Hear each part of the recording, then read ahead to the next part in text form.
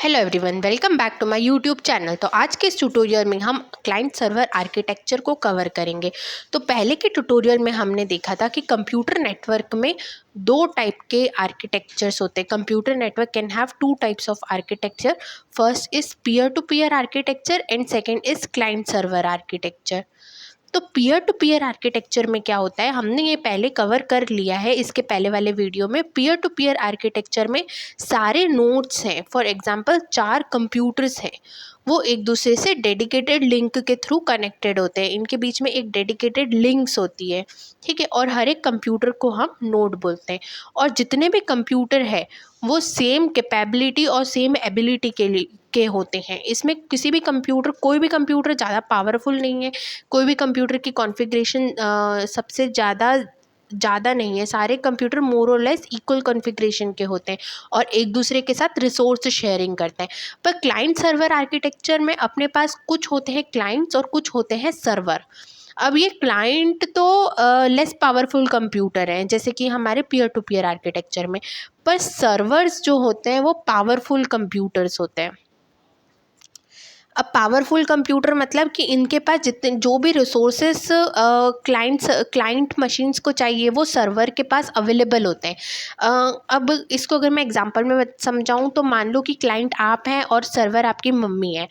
जब भी आपको कुछ भी चीज़ खाना रहती है या आपको अपने कपड़े नहीं मिल रहे हैं तो आप अपनी मम्मी को रिक्वेस्ट करते हैं कि मम्मी मुझे मेरे कपड़े नहीं मिल रहे, मुझे दे दो। आपकी मम्मी उसको प्रोसेस करती है, कपड़े ढूंढती है और आपको आपके कपड़े वापस दे देती है। तो आप यहाँ पे लेस पावरफुल है, पर आपकी मम्मी मोर पावरफुल है, उनके पास सारे रिसोर्सेज अवेलेबल है।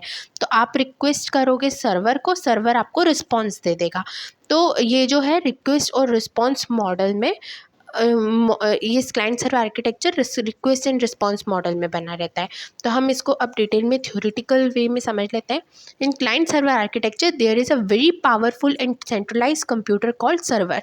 इसमें क्या होता है कि हमारे पास एक सर्वर कंप्यूटर होता है। सर्वर कंप्यूटर बहुत ज़्यादा पावरफुल होता है, ठीक है। इसकी कॉन्फ़िगरेशन बहुत हाई रहती है और इसके पास ऑलमोस्ट सारे रिसोर्सेज रहते हैं जो किसी भी मशीन को चाहिए, which is capable of fulfil the request made by client, है ना। और क्लाइंट कौन होंगे, क्लाइंट मशीन्स कौन होगी, हमारी मशीन। जैसे कि हमारे पास जो कंप्यूटर है वो नॉर्मल कॉन्फ़िगरेशन का है, तो हमारे कंप्यूटर किस में आते हैं, क्लाइंट मशीन्स में आते हैं, ठीक है। अब क्लाइंट क्या है, सर्वर तो हमें समझ में आ गया, लेकिन क्लाइंट क्या है। Client is nothing but the devices like mobile, laptop, desktop etcetera. अभी जैसे आपने गूगल क्रोम तो बहुत बार यूज़ करा होगा। तो गूगल क्रोम पे आप जब भी कुछ सर्च करते हैं तो बहुत सारे वेबसाइट्स आती है। किसी भी एक वेबसाइट को आप क्लिक करते हैं तो वो वेबसाइट ओपन हो जाती है। तो आप क्या है, आप क्या कर रहे हैं, जब उस यूआरएल पे क्लिक कर रहे हैं तो एक रिक्वेस्ट सेंड हो रही है सर्वर को। अब वो यूआरएल पे क्लिक करने के बाद जो आपके पास पेज खुलता है, वो पेज कहीं तो स्टोर होता होगा, वो पेज किसी के पास किसी मशीन में स्टोर होता होगा। तो वो कहाँ स्टोर है, सर्वर मशीन को। तो जब आप यूआरएल को क्लिक कर रहे हैं मतलब आप सर्वर पे एक रिक्वेस्ट सेंड कर रहे हैं और वो सर्वर आपको वो यूआरएल ढूंढ के रिस्पॉन्स सेंड कर रहा है, ठीक है। तो आपकी मशीन क्या हो गई, क्लाइंट हो गई। मोबाइल, लैपटॉप, डेस्कटॉप ये सब क्लाइंट हो गई। और सर्वर क्या है, सर्वर हमारी मशीन नहीं है। सर्वर गूगल के बहुत बड़े बड़े कंप्यूटर्स हैं जिसमें उन्होंने बहुत इन्फॉर्मेशन स्टोर करके रखी है, सब कुछ है उनके पास। तो सर्वर उनकी मशीन हो गई, गूगल की। तो वेनेवर, वही मैंने लिखा है, whenever client need any information or resource from the server, it makes request to the server. Server then process the request and send the response to the client। ये मैंने आपको अभी बताया।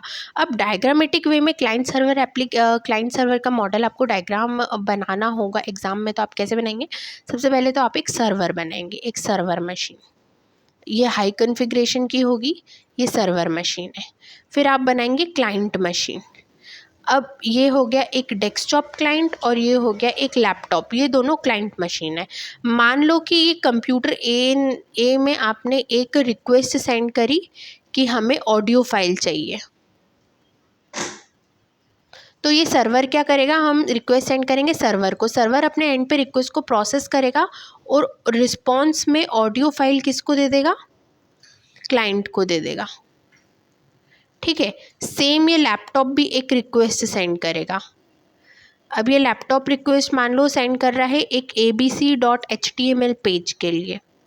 तो अब ये रिक्वेस्ट गई सर्वर के पास, सर्वर ने इस रिक्वेस्ट को प्रोसेस किया, abc.html फाइल ढूंढी और रिस्पॉन्स में इस मशीन को abc.html फाइल दे दी। तो ये सिंपल हो गया अपना क्लाइंट सर्वर आर्किटेक्चर।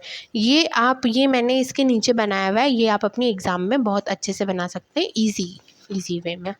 अब ये तो हो गया क्लाइंट सर्वर आर्किटेक्चर का इंट्रोडक्शन। अब हम इसके कुछ एडवांटेजेस और कुछ डिसएडवांटेजेस देख लेते हैं।